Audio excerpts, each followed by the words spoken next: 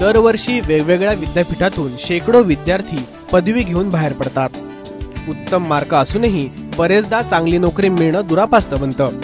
मात्र हे चित्र बदलण्यासाठी नांदेडच्या स्वामी रामानंद तीर्थ मराठवाडा विद्यापीठानं एक महत्त्वाचं पाऊल उचललंय।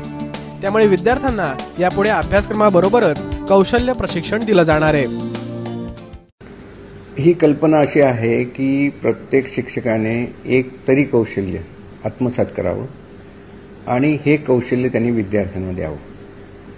याच्या मागची संकल्पना अशी आहे की जोपर्यंत शिक्षक अशा प्रकारच्या कार्यक्रमामध्ये स्वतः इन्व्हॉल्व होत नाही तोपर्यंत अशा प्रकारचे कार्यक्रम यशस्वी होत नाही।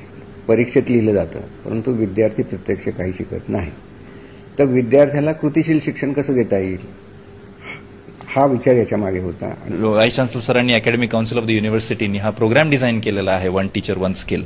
त्याचे जेव्हा कंटेंट्स आमच्या एज्युकेशन कमिटीने पाहिले तेव्हा जाणवलं की हा प्रोग्राम जर डायरेक्ट इंडस्ट्री येऊन जर इंटरॅक्ट करून विद्यार्थ्यांना शिकवायला लागली तर ते जास्ती लॉंग टर्म रिझल्ट्स देईल। 3 वर्षांचं एंगेजमेंट आहे चेंबरचं या प्रोग्राम अंतर्गत, ते सुद्धा होणार आहे। त्यातनं आपण 100 विद्यार्थ्यांना जॉब क्रिएशनसाठी आम्ही श्युअरिटी घेतलेली आहे।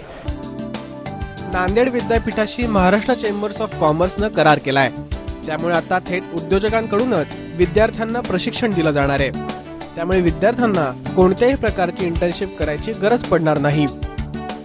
येणाऱ्या काळामध्ये ग्रामीण भागातल्या विद्यार्थ्यांचं कौशल्य विकास करणं हा अजेंडा विद्यापीठानं समोर घेतलेला आहे। सगळ्यात पहिल्यांदा विद्यापीठाचं मनापासून अभिनंदन। आणि त्याला लागणारा जो फायनान्शियल पार्ट आहे की प्रत्येक सेशनला साधारणतः एका कॉलेजच्या याच्यावर साधारणतः 40,000च्या आसपासचा खर्च आहे।